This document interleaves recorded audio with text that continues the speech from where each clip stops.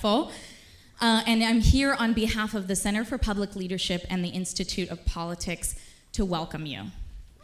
It is what I wanted to say to Van backstage is that we get a lot of speakers here at HKS, and every once in a while, and just a lot of times you hear a little bit of grumbling. Well, I disagree with them on this or that. I have heard nothing but excitement and positivity about us welcoming Van Jones here today.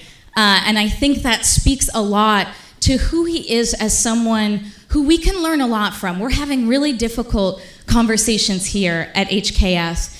And what he models for all of us is not pushing back, but pushing forward. Not calling people out, but calling people in.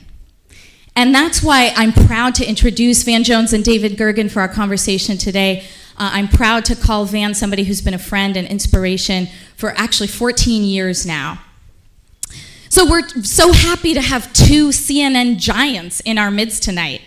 David Gergen is a giant at HKS too. He's the faculty director of the Center for Public Leadership and the Kennedy School Public Service Professor of Public Leadership, teaching Becoming a Leader this semester, one of the most in-demand classes on campus. Professor Gergen, we're grateful you are here tonight to moderate a discussion with your friend and someone who will be all of our friend by the end of the evening, Van Jones. When I first met Van in 2003, he was the executive director of the Ella Baker Center for Human Rights. His vision was bold and simple: to make Oakland poverty-free, crime-free, and carbon neutral at the same time. This is the kind of revolutionary, common sense approach that has made Van one of the greatest social innovators in America today. It was on that fateful day that he also became my greatest hero and inspiration. Back in 2003, I remember Van standing in front of a room full of environmental leaders in a dark time for the movement.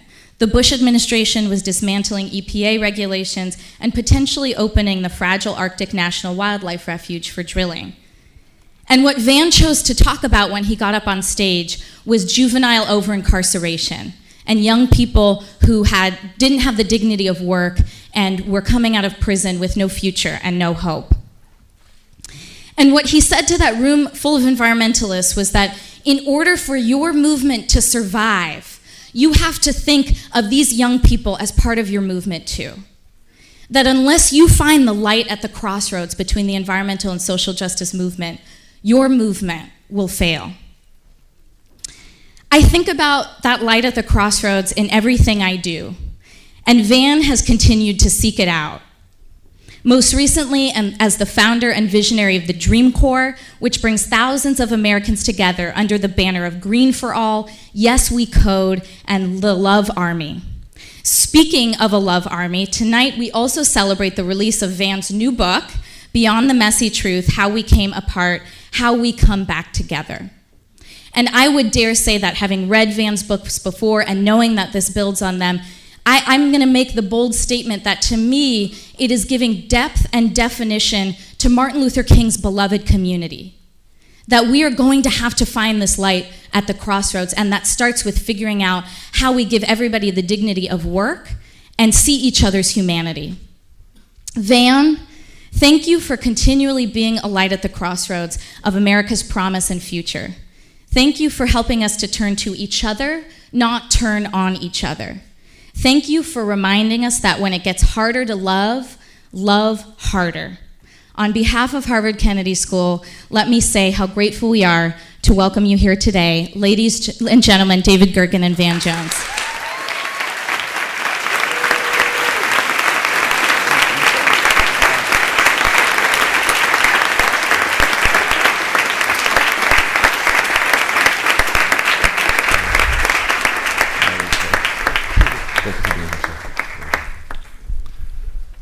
Van, welcome. You have plenty of friends here. And I'm not in Washington, D.C. Oh, I'm so happy. Oh, so terrific. happy. Both of us want to recognize one other person who's been such a good friend at CNN and beyond, and that's Donna Brazil. Woo! Where's Donna? Over here, right here. Thank you. That's right.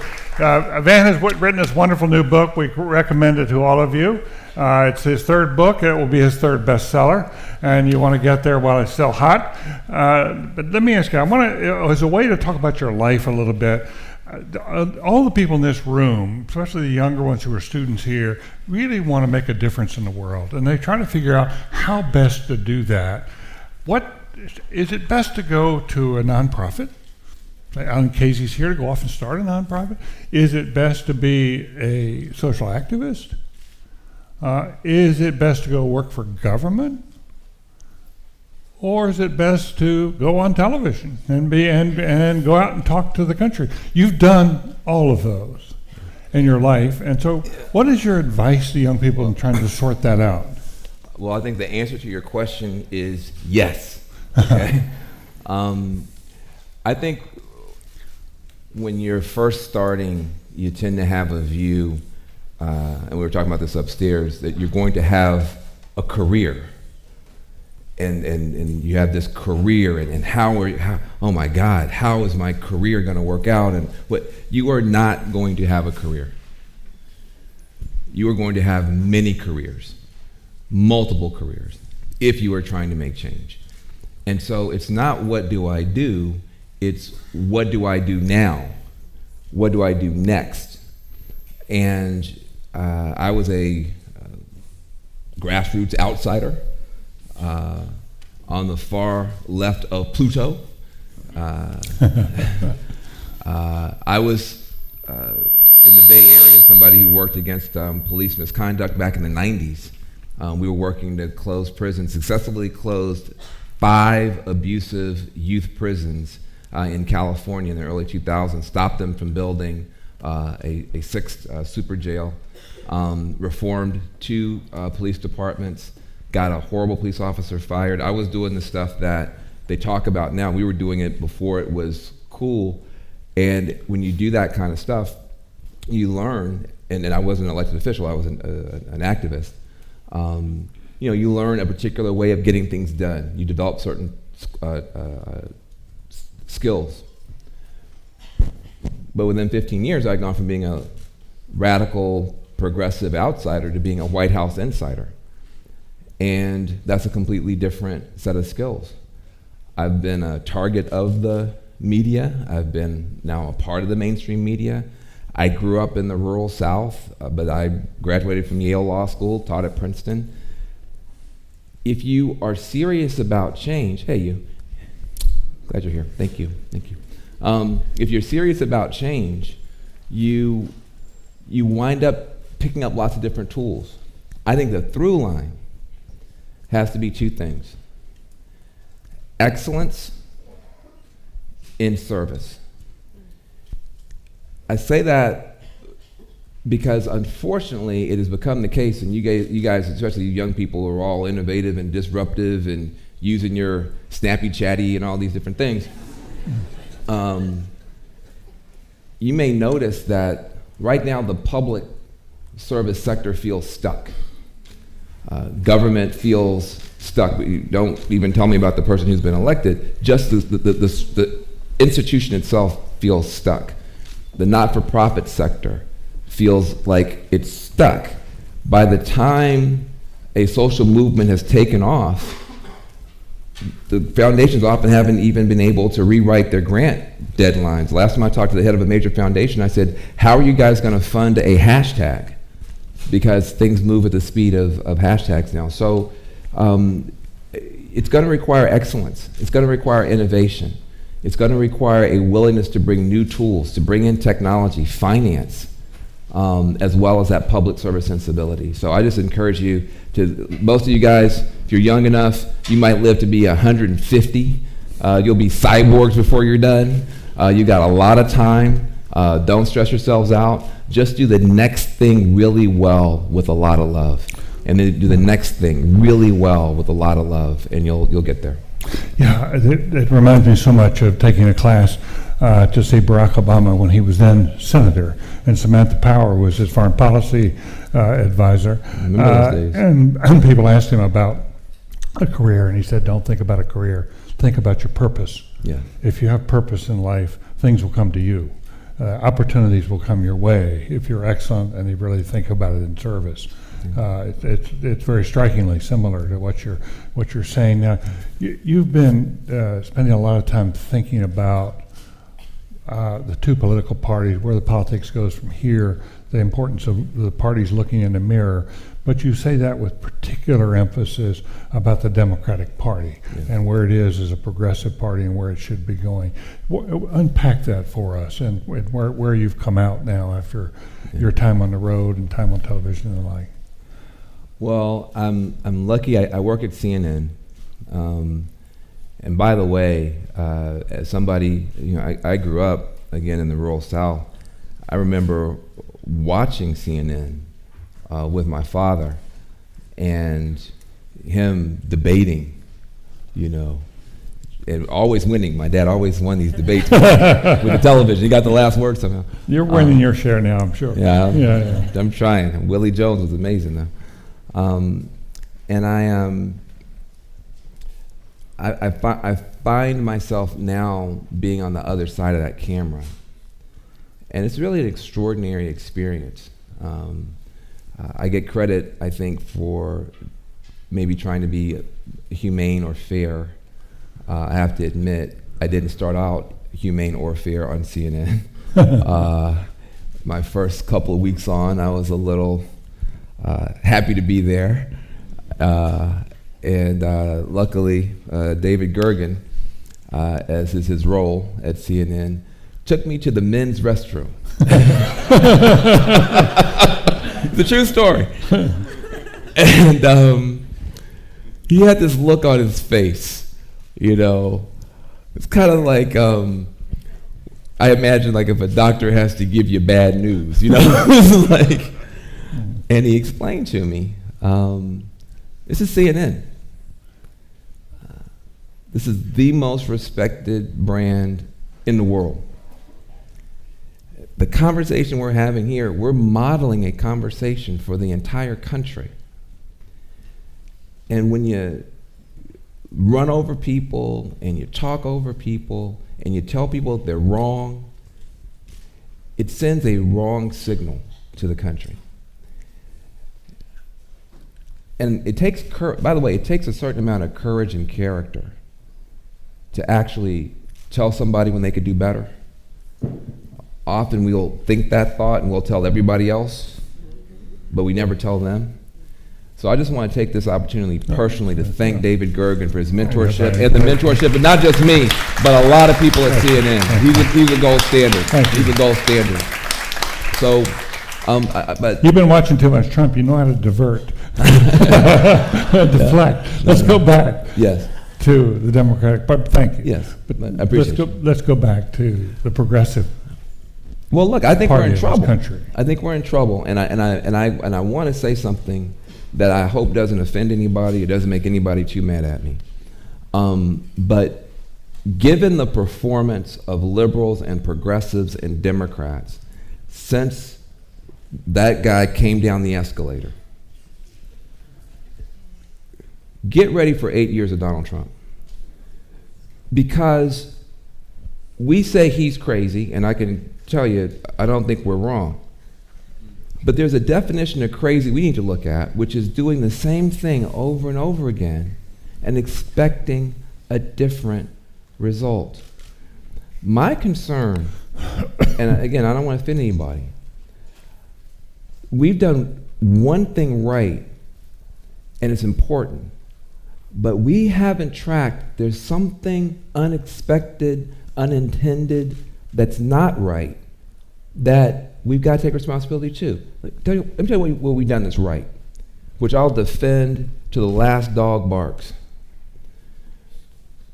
We have brought into our circle, without apology, people who in this country have been shunned and mistreated for generations and centuries. Without apology, we brought in LGBTQ folks proudly and loudly, and that's right. We should have that community at the center of our circle. We brought in immigrants, not just dreamers, the entire immigrant, all 11 million folks. We speak to their humanity, and we speak to their contribution. We brought them into the circle. women, African Americans, Muslims. And by the way, I'll never speak without pointing out the Muslim American community, American Muslims, are the best Americans that we've got. I mean, this is objective. This is objective. This is objective.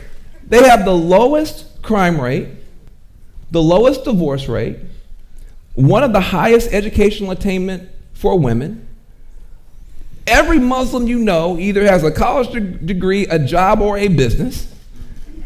If a Muslim family moved in next door to you, you would say hallelujah, because the chances of your kids getting in trouble just went way down, because Muslim Americans are amazing. Why are we supposed to be mad at them? I would say, look, lift them up. You want to have a counter propaganda to ISIS? Just put the spotlight on what American Muslims do every day, and it's game over set. So to me, I'm proud, and we can go through the whole list of people that we've brought into the circle who've been shunned and mistreated, and we should never stop doing that. But sometimes you can do the right thing, but not do it exactly the right way, and have an unintended consequence. And I think it's okay for us to admit that as beautiful as our circle is, we may have drawn it too small in 2016. We may have drawn that circle in a way that left a lot of folks who are white and male and living in red states feeling that they're not welcome at this party, that they're the bad guy, and that the only thing we want them to do is to own their privilege and maybe sit down and maybe shut up for a while.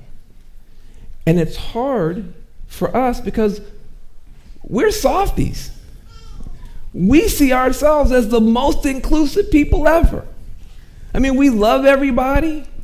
We love critters. I'm a Southerner. Critters. We love polar bears. We cry about polar bears. A polar bear would come in here and eat everybody. The polar bear doesn't love you. But you're crying about polar bears and trees and stuff. So when I come here and say, you don't love enough, that's triggering. See, I've learned the language. That feels unsafe and triggering. But it's true. I've been now to West Virginia, as you know, Indiana, Arizona-Mexico border. I've been to a lot of red America. And I want you guys to know what I've seen shocked me and made me feel embarrassed about my own self. In case you guys haven't got the memo, Mayberry is gone, okay? You think, oh, you know, white people who live out in the suburbs or live in small towns, you think, you know, Mayberry and Andy Griffith and how are you doing? And That's not what it is anymore. I've been to towns that are just complete shells. American towns that literally are just complete shells. And I write about it in the book. I kind of create a composite character, but only because I met so many guys like this. I didn't want to pick one over the other. But can you imagine 55, 56-year-old white guy, been out of work for 3 years, maybe 4.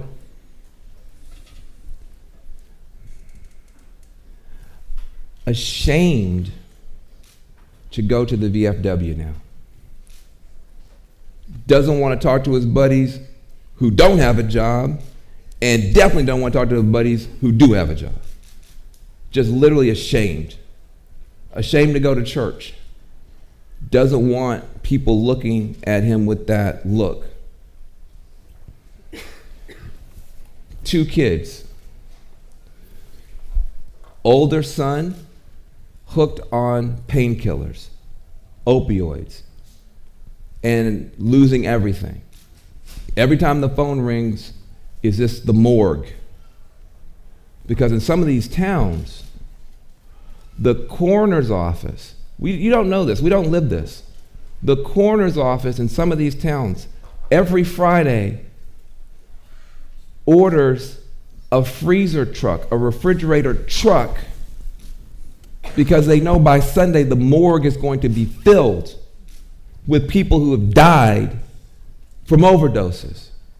More people are dying in America of these painkiller overdoses every year than were dying of HIV/AIDS at the height of the AIDS crisis. This is a catastrophe. And his son's caught up in that, and there's nothing he can do. Every time the phone rings, afraid that it's that phone call that has hit so many homes in that neighborhood. Daughter, the good one, the baby, gone off to college. Hope of the family, pride of his existence. Before she comes home, he gets in the car and tries to go to get some groceries. He's got to pass strip malls. People, oh, they want factories back. The factory's been gone. They don't have stores. The strip malls are standing empty. You got Blockbuster Video sitting there empty for 6 years. The chains have actually rusted to the gate.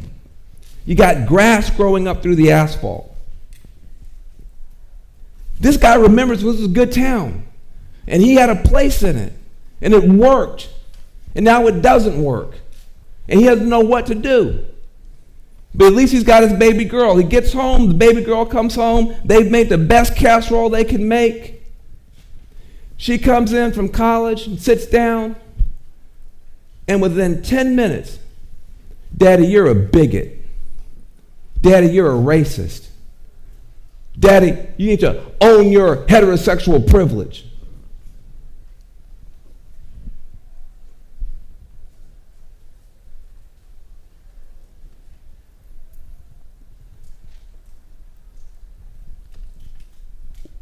Where do I go? Maybe I said it wrong, but I'm trying. Does anybody care about me? I'm trying. So he goes in the basement, closes the door, cuts on the TV. And there's a guy there saying, you know what? I understand. You're good. And nobody cares about you, but I do. And I'm going to make America great again.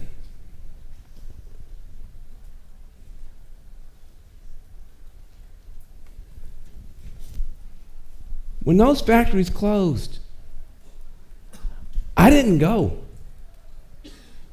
NAACP, we didn't go.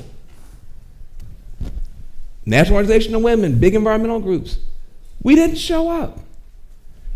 You say, well, they didn't show up for us. Well, then fine. You can't run a kindergarten like that, but that's how you want to be, fine.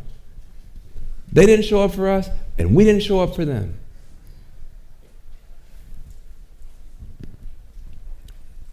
And I can't unsee what I saw.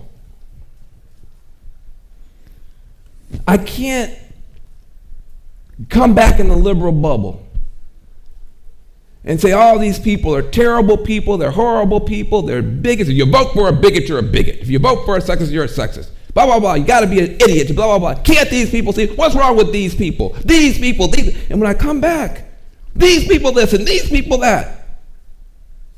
I'm like, wait a minute. We're starting to sound like the orange dude. Are we feeding what we're fighting? Are we becoming what? These people this and those people that. And sometimes it feels to me, Mr. Gergen, like liberals and progressives are starting to look at red state America the way that colonizers look at third world countries. That these are some unwashed, ignorant, backwards, backwaters, and we need to go in there and convert them to our NPR religion, and we need to force feed them some kale and raise them up to a civilized standard so we can interact with these people. And I'm going to tell you, that don't work. Now, does that excuse voting for somebody that the Klan endorsed, that Nazis are proud of? No, I'm not. I don't write excuses for anybody. I'm tough on everybody. But what I'm trying to say is that if we cut the cord of empathy ourselves, if we start throwing people out of our circle, if the progressives can't find a way toward empathy, then maybe it's gone in America. And if it's gone in America, we're in trouble. Because we sometimes, Mr. Gergen, underestimate the heroism of our cause, trying to get 300 million people, every color, every faith, every sexuality, every gender, every kind of human being ever born in one country, trying to do democracy. That's a miracle in human history. 10,000 years, people chopping each other to bits because they're in different tribes. You got countries, they got 2 different ethnic groups and they fight the whole time. I'm like, y'all can't get along with 2? You got 2 groups and can't work it out? We got 300 groups in a subway in New York. And we mostly get along. But it's tough. America's hard to do. And if the progressives decide that we are going to cut the bond and we are not going to have any sympathy for them, we're not going to forgive them, I'm worried. I'm still a follower of Obama. I'm still a follower of Obama. And her husband, by the way. And her husband. I don't want him left out. I'm tired of y'all leaving him out. It's not right. It's not right. But I'm a follower of Obama. When they go low, we're supposed to go high, and I want us to keep going high.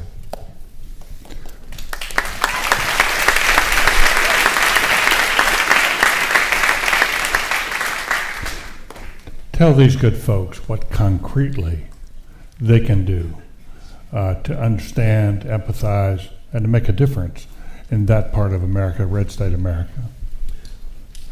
Look, a lot of y'all ran from red state America to get here. You know, if we go, she's like, I sure did. I just got here. Don't send me back. I just. I mean, let's not act like we don't know how our cousins are and folks we went to high school with. We're not separate species on separate planets. And so depending on where you are in your process of healing from all the traumas of male supremacy and white supremacy and hetero supremacy and not me supremacy, whatever. I mean, I understand I'm asking people stuff that's not fair. Please understand, I know that. You got people here saying, this man is crazy. After all we've been through, after all these kids getting shot down by police and nobody's gone to jail, dreamers being lied to, tricked, now thrown out of the country. You expecting us, Van Johnson, here saying that we the ones that's supposed to be someone? You better take that over to your right-wing friend. I'm asking you to do something that's not fair. But if you don't do it, who's going to do it? That's the thing I think you have to remember. You asked the question, what can people do? My book, by the way, is full of that. I mean, there's a whole third of the book that's groups you can join, left or right, documentaries you can watch, podcasts you can get you, really trying to help us understand each other better. We don't have to agree with each other. We're supposed to fight on the stuff we're supposed to fight about, but in democracy, you at least are supposed to try to understand. So that's a big part of it. But each individual person, first of all, you got people who have unfriended their friends on social media, people who are actually your friends. over politics and politicians. I would consider refriending some folks. By the way, because they still are there. I mean, it's not like because you unfriended them, they disappeared from Earth. I mean, there's, it's like, they're gone. No, they're still there. So I think that's important. Number two, and you don't have to argue about politics. Ask them about their mom. Ask them about something else. But we need to continue finding ways to care about each other. Number two, your social media feed is doing more damage to you than anything else. You went on Instagram or Snappy Chatty or whatever you went on, and Twitter or whatever, and you followed one liberal, and then they have a suggestion for you. Here's 3 more liberals for you to follow. And then you followed them. And they said, well, here's 300 more. You just kept following those suggestions, and now your social media feed is wonderful. Every tweet is just amazing, and every Instagram, oh, so clever, like.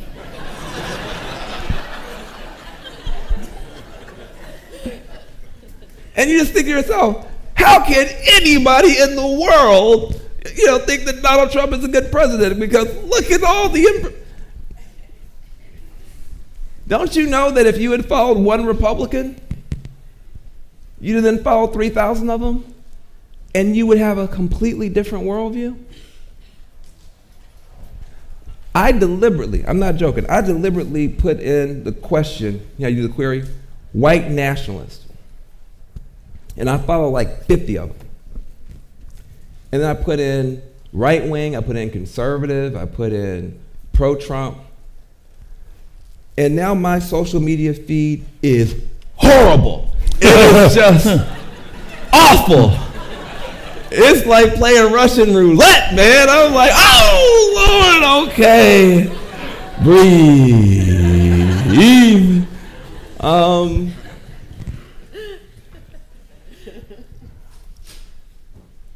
But it helps me understand. People say, how can you be so calm on CNN? You guys don't actually watch TV, you're too young. But there's this thing called CNN. It's a feeder into Facebook, where we work. That's the only place y'all see us. And they say, how can you be so calm? And how come you don't scream and yell at them? And well, I already did that in the Uber on the way there because I'm seeing all the stuff that they're saying. But sometimes they're right. Sometimes they actually catch us on some stuff. And I'm like, I'm not going to admit that on TV, but that's kind of clever. And you start realizing in this back and forth, which is never, now it's just all back and forth. There's no back and forth. You start realizing the same event can be seen so many different ways. And by smart, clever people too.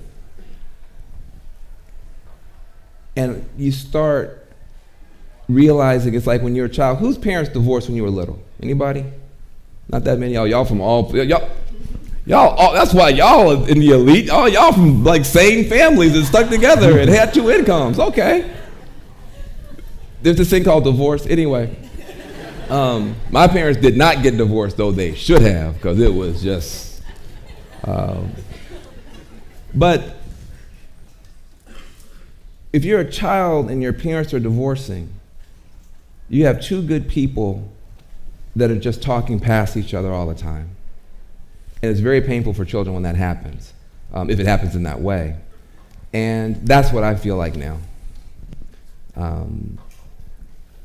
The Nazis, the people who want to kill people, that's a different group. I'm not talking about them. But there's a bunch of other people who are conservative, who are some of the best people in America. White, male, over 50, red state, Christian, vote for Republicans, love Donald Trump, and some of the best people in the country. I've met them. And I will vote against them and they'll vote against me. They'll champion their policies and I'll champion ours. And on election day no holds barred. All bets are off on election day. We're not on the same team on election day. But the day after the election, if we can't find some way to work on something together, that's on them and that's on us. This addiction crisis, we should be working together on. Prince, one of my closest friends in the world, Prince, died of the same opioids that are killing these coal miners. If we can't work together on that, shame on us. This criminal justice system, Republican governors have been closing prisons because they know they don't work. But now, because you got this orange dude in the White House, all that's supposed to stop? No, we should be working on that. If we don't do that, shame on us. We know we're not training these young people for the jobs of tomorrow.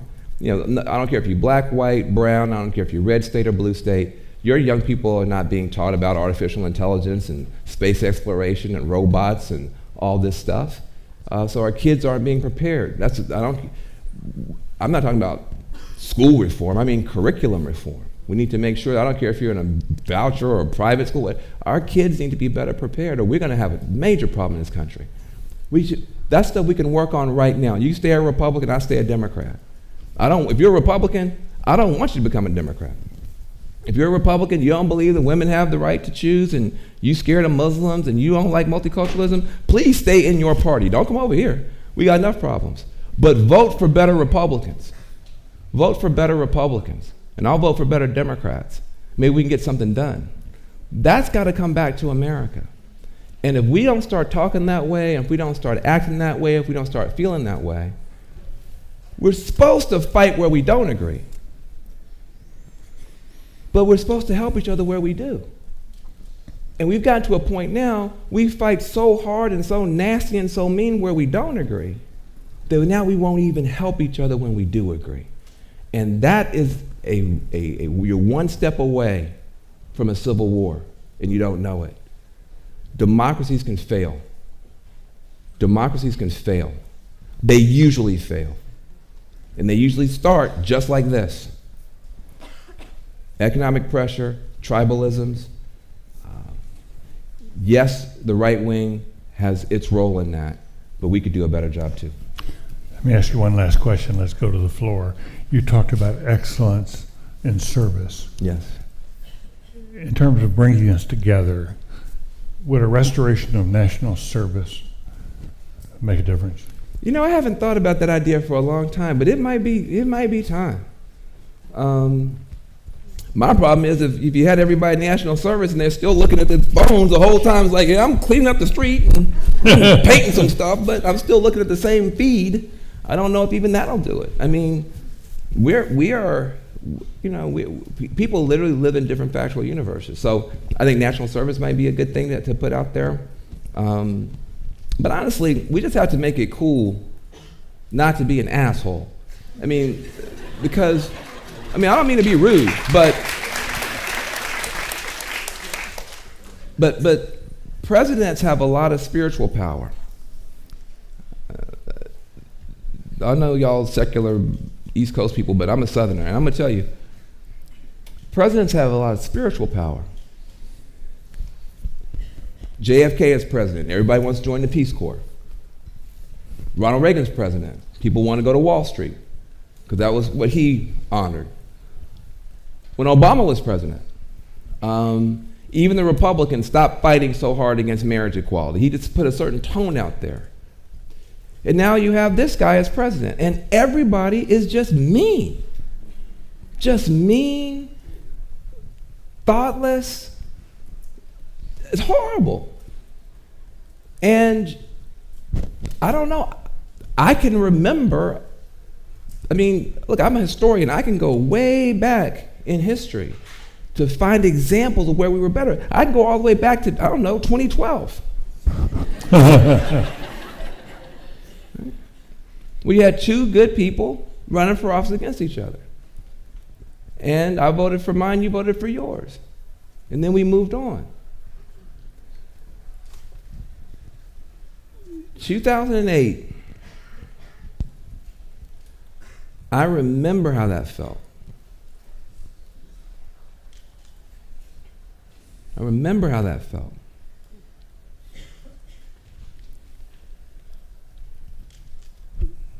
I had my now very big person, but at the time very little person, sitting on my lap. We didn't have any money. I'm not a rich man's child. I wasn't a well-known person, but I had knocked on doors with that little guy on my hip. And he got to see them come out, the Obamas. And I was hugging him and talking to him, and my boy got off my lap and went over to my wife and climbed up on her lap. And she said, "Go back over to your daddy." She said, "I don't want to go over there." She said, "Why?" He just shook his head. He said, "Mama, what is history and why does it make daddy cry?"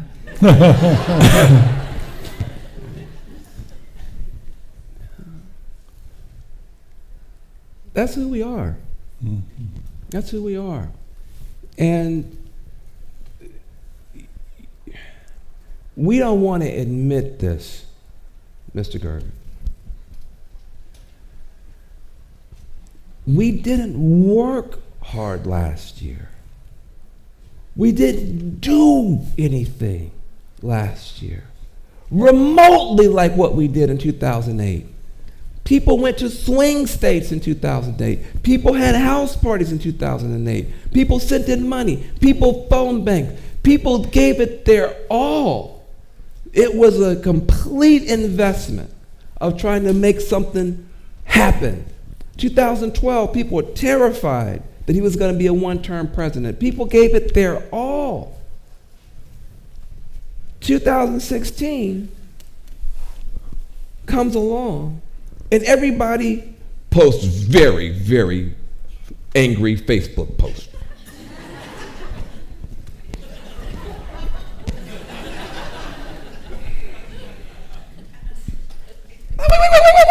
Wait. Your Facebook post says that a white supremacist fascist is about to take over America, and you're now Netflixing and chilling.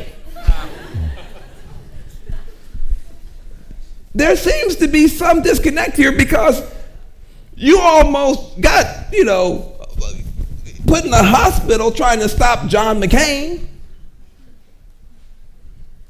You almost went bankrupt trying to stop Mitt Romney. And now you have this guy, and retweeting clever things is enough. And so I don't accept. We can talk about Comey and that stuff if you want to. We didn't do our job. We didn't do our job. So now we want to sit here and act like America's terrible. Oh my God, these horrible people and everything is horrible. Well, yes, everything gets horrible when you don't do your job and you don't fight and you let bad people do bad votes. But we have got to get up and remember who we are. I mean, they shot Dr. King in the face in front of his friends. And John Lewis and Jesse Jackson and all those guys kept right on working. Ella Jo Baker, Fannie Lou Hamer, all of them kept right on working. That's who we are. Yeah, it hurts. It hurts. But pain should be instructive and motivating to change behavior. If you're making the same comments now you were making 2 years ago, something's wrong. I don't want this to ever happen to America again. And it will happen again if we don't recognize our role in it. We made our circle too small. We didn't work hard. We believed these data dummies who told us that it was already in the bag. And we got beat. But this is still, you look around this country, and I will go to questions, but I'm going to tell you right now, I'm a long way around the barn back to patriotism. I was on the left side of Pluto for a long time. But I believe everything I've seen, the good in, the bad out, and vice versa. If we can't get it right here, the whole world's in trouble. Because the whole world's global now. The whole world looks like this mix and this mess. And if we can't hold on to democracy here, if we can't hold off authoritarianism here, if we can't hold off white nationalism, white supremacy, male supremacy here, if we just gonna turn this country over to somebody just because they're on Twitter and you can't get out of bed in the morning, because that's how you are now. You can't even get out of bed. You're like, oh! You done did it again! Ah! And your whole morning just ruined, You can't survive a bad tweet. Remember Dr. King and those folks and what they went through.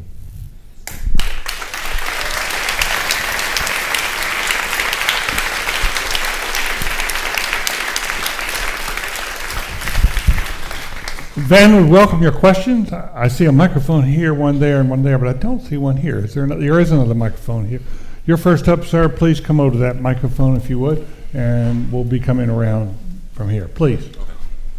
First, thanks for speaking with us today. My name is Malcolm, and I'm a Master in Public Policy student here at the Kennedy School. A big emphasis of our program is using data to make evidence-based policy decisions. And my question for you is, as the country seems to become increasingly disdained with facts and expertise, how do you think we can get people to care about facts? I don't think we can until we get a better handle on people's feelings. There's a particular kind of person in America that really likes facts. But nobody cares how much you know until they know how much you care about them. And the reason a lot of people reject our facts is because we reject their feelings. It's tough being a human being, period. And when we say it's one group of people, well, you guys are all great and fine and just need to sit down and shut up and you got too much privilege, and that the only thing you say to them is that, they're not gonna listen to you. And so I think there's a lack of emotional intelligence that's crippling us now. We are very intelligent, but only in one way. I'm talking about liberal, secular people who like data and facts and, au contraire. I mean, it hasn't worked yet. Maybe it'll work tomorrow. But I think people have to know that we love them. I think they have to know that we care about them. We have to know that it's just like when you're a parent and you got two kids fighting, and one might be really wrong and the other one might be just kind of wrong, and you have to tell the one that's really wrong, hey, you're not acting right. But you put too much bass in your voice, you'll push that kid into a gang or into suicide. You have to correct people with love. You have to tell people, I'm calling you up, I'm calling you in, I'm only mad at you because I know how awesome you are and how great you can become. And we're not saying that, leftists are not saying that to our opponents. We're saying that you suck, you're a bigot, you're a racist, you're not smart, you won't listen to my facts, but there's no love. And when there's no love, ain't nobody gonna listen. And so I'm not worried about the facts, I'm worried about the feelings. Thank you. Thank you so much, sir, for being here. My name is Colin Kelly. I'm also a Master's in Public Policy student here. Many of these groups that you alluded to that have been historically beaten down in this country, people of color, LGBTQ people, people with disabilities in my case, are today facing essentially daily existential threat from the policies of this administration. How in these communities can we find the power and the wherewithal to begin trying to make things better when we're burning all the resources we have to keep them from getting worse? Mm-hmm. Well, any individual may just be able to hold on and just barely hold on and may not be able to do that. So I can't tell any individual how to handle it. And I'm telling you right now, People are being re-traumatized on a daily basis, and trauma is a real thing. So in the brain, it's a real thing. So I'm not trying to tell any individual what they're supposed to do. If you're barely hanging on, then hang on, and hopefully we come help you. But some days you may have a little bit more capacity than others. And on those days, I would ask you to reflect on people like Nelson Mandela, you know, who came out of prison, 27 years. He'd seen people tortured, murdered, and he had the opportunity to sit down across from his jailer, across from the man who had tortured and murdered his friends. F.W. de Klerk, he got a Nobel Prize, but he was a terrible dude. And when the ANC, this is one of the most important stories I've ever heard. ANC leadership came in, sat down across from the white, racist Afrikaner leadership to figure out how to go forward. And the whole world was predicting a civil war. And Nelson Mandela had the opportunity to speak, and to speak not just for himself, but so many people have been run out of the country, killed, murdered, tortured. And he looked right in his eyes. And in Afrikaans, Nelson Mandela told him the story of the Afrikaner people and their greatness and all that they had had to go through. He named every major general in the Boer War to get them independent from Europe. He cited and quoted their poetry. He talked about their economic achievements. He talked about their cultural achievements. And he said, with a people as great as you, I know a just peace is possible. Everybody in the room at that minute knew it was over, because he was able to project a future that included dignity for himself and for his opponent. And he saw more beauty in his opponent than his opponent even had seen in himself. I'm asking you to do something that's not fair. That's not fair. Nelson Mandela, he could have turned the table over. He had the right to. He could have started a war. He had the arms to. I'm asking you to do something that's not fair. I'm saying don't deny the pain. Never deny the pain. They're going to tell you, quit being a snowflake, quit complaining about your disability, quit talking about slavery. Oh, women, come on, you're coming on too hard. They're going to tell you to deny the pain. And that's your price for admission. Never deny the pain. But don't let the pain have the last word either. Don't let the pain have the last word. And don't let their refusal to see your humanity trick you into not seeing theirs. That's the challenge.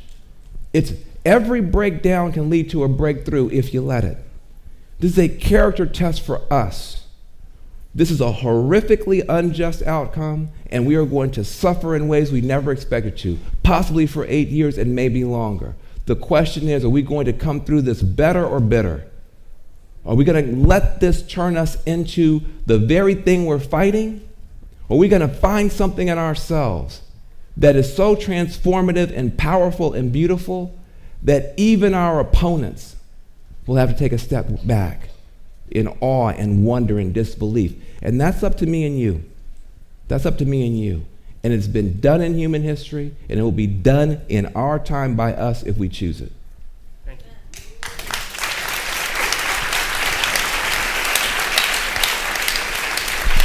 Please. Do you have a question? Yeah. Hi, Mr. Jones. Thank you for being here. So I'm Esther Niola from Youth on Board, and essentially we're a youth-led organization in Boston. And we are currently working on a national project called Open Doors, where essentially we offer healing from personal, systemic, and historical trauma and support techniques based on listening and empathy and communication skills to movement leaders and organizers taking on exactly what you want us to do, which is bridging the gap across differences. We'd love to connect with you afterwards and anyone else in the audience who'd be interested. But our question is, you talked briefly about processing your feelings in an Uber before a debate or interaction on CNN. Can you talk more about the importance of processing feelings And how do you envision that happening systemically for the Love Army and for the movement overall? Thank you. Hey, what's your name? Estaniola. Estaniola. Give her a round of applause. I'm so glad for what you're doing. That's really good, man. You from here? I am from Boston, yes. Born and raised? Raised, yes. Where were you born? Brooklyn. Brooklyn. See? You weren't fooling me with that accent. I knew you weren't from Boston. Look, I've had a lot of therapy. I've had a lot of counseling. When I left the White House under fire, and I wasn't emotionally or spiritually healthy enough to handle it right, so I was clinically depressed for a year. Clinically depressed means the chemicals in your brain are so off, it's basically cooking your brain. They wanted to put me on all kind of drugs, which I refused to take. People forget I was the first victim of all this. When the whole first backlash against Obama started, the Tea Party, their hit list was Acorn. They took Acorn off the map. Van Jones and Shirley Sherrod. And they came down on me like a ton of bricks. At that time, Obama was too powerful, he was too strong, you couldn't go after Obama. So they tried to find some other black dude that they could take down. And I was the littlest sheep, on that farm. And they tore me apart. And my whole life, I had been trying to build up all these credentials and accolades and awards. I remember the one time my father smiled at me, because he was an athlete, I wasn't an athlete. But the one time he smiled at me, I won an award in 6th grade for a history competition. and I looked out in the audience and my dad was smiling. And I realized later on in life, I was like, okay, that's how I can get it. I can win these awards, I can get these grades, I can go to Yale, I can do all these things. And then my father died in 2008. And here I am in 2009, and I've made it to the White House. But I'm just an Easter egg painted on the outside with all these credentials. But on the inside, I was still hollow. I was still just a little nerdy kid trying to impress my dad and trying to show the bullies that I could make it and get a cute girlfriend or whatever was in my mind. And when they came after me, I didn't have any resilience.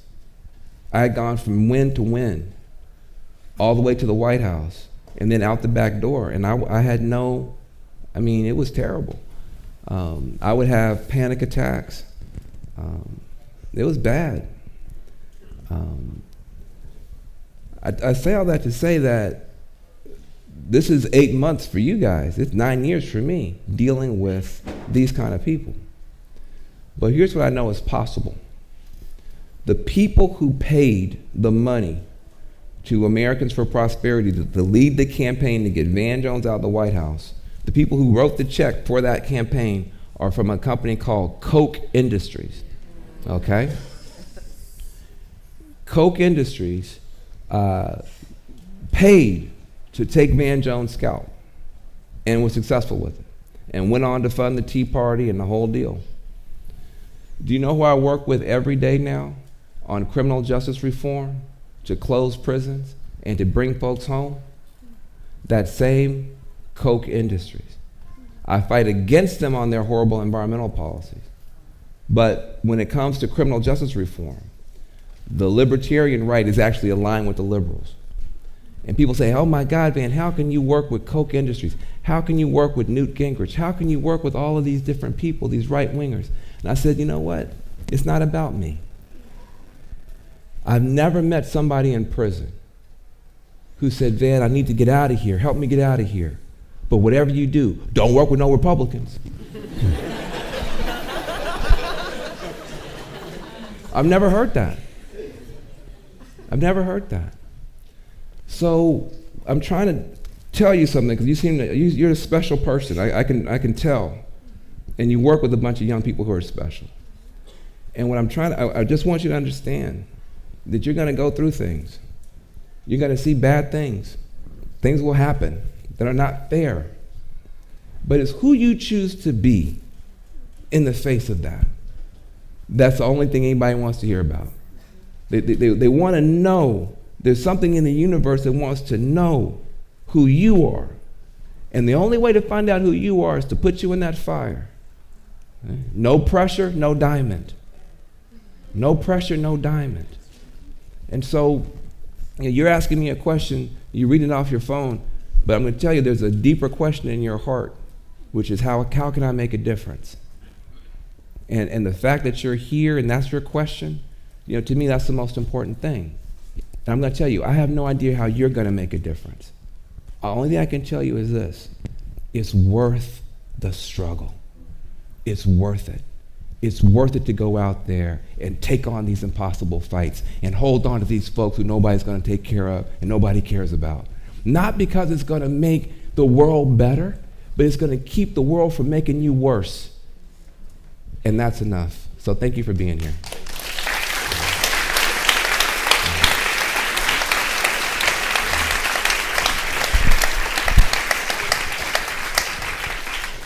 I'm sorry, we have time for just one more question, but sir, you have the final question. So thank you for being here, Van. My question relates to your early work as an environmentalist. I'm curious, why do you think that the environmental movement has failed so spectacularly with those white, poor, rural voters you're talking about? And do they have a role going forward in approaching them and bringing them into the fold? Does who have a role going forward? The environmental movement, environmentalists. Well, look, I'm going to say something, and then we'll get out of here. But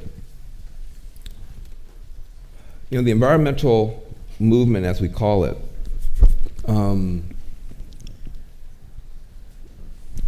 is the only progressive movement that I've ever heard of that is officially racially segregated. I've never seen anything like it. They don't say that, but you have mainstream environmentalists, which is basically white organizations, very affluent, and they'll have $120 million budgets a year, every year, as they say in Latin, airtime. See, that's not Latin? Every year, airtime. They have $120 million budgets. That's mainstream environmentalists. Then they have the environmental justice organizations, and those are the frontline folks who are poor, African American, Latino, Asian American, Native American, mostly women-led, who are right on the front lines where they're being polluted and poisoned, fighting for their lives. They're lucky to have a $30,000 budget. And this is going on now for 30 years. And people act like it's normal. And then, you go to their conferences and you say, geez, it might be nice if you guys were, I don't know, fair. and you're, Van, you're right. My God, you're right. And we're gonna, we've been looking into this, and will you serve on our board? And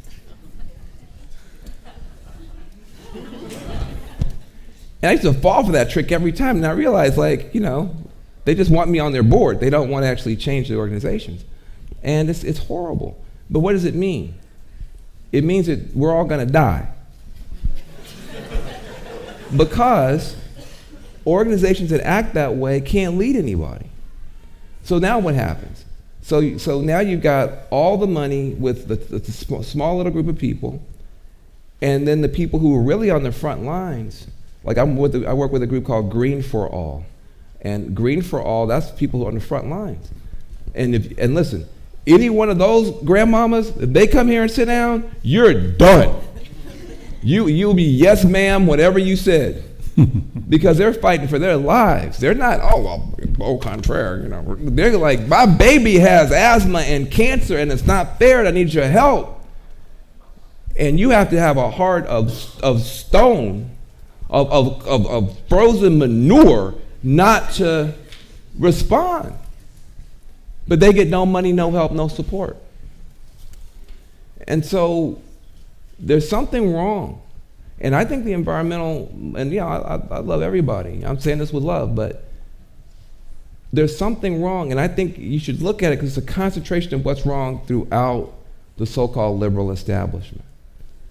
There's something weird, man, that's still going on. And I don't have time to talk about it. But I believe that a clean energy future is a future where it lets you fight pollution and poverty at the same time. Let's put folks to work building. You want to put the Rust Belt to work? Have a clean energy economy. Let them build wind turbines. Wind turbines have as much steel as 50 cars. Smart cars, smart batteries. Do it all here. Put all those folks back to work, repowering America with clean energy. That could be done tomorrow. But we don't even talk to each other. We don't even talk about that. So there's a future out there, but we've all got to look in the mirror. And I tell you, when I was talking about that story, and it's the last thing I want to say, you find out who your friends are real quick when you have a position and lose it. When I had a position in the Obama White House, I had a BlackBerry. This is how long ago it was. It's a phone we used to, never mind. I had an iPhone with raised buttons because they don't even know what a BlackBerry is. My phone literally, Mr. Gergen, was like, it would just move around like a little Pac-Man, just all over. And, I'd be at dinner or whatever, and people would say, do you need to get that? Oh, no, don't worry about it. Got to keep it all. No, I work in the White House. Left the White House.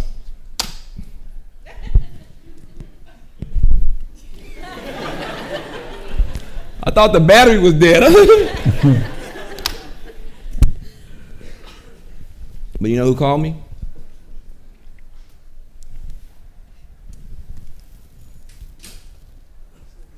Donna Brazil called me. Donna Brazil called me.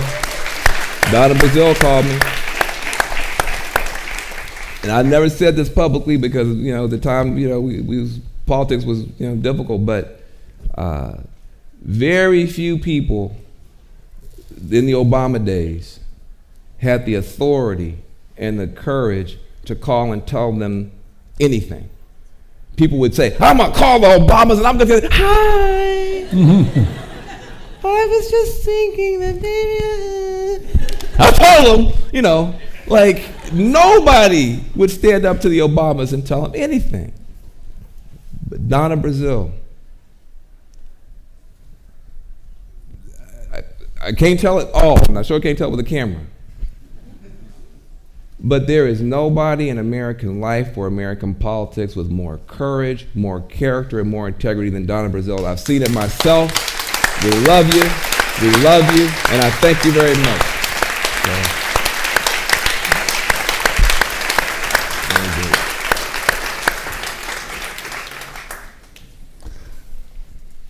Van, we've known each other a number of years now, and Yes, sir. ever since we first met each other, it's been clear you have purpose in life.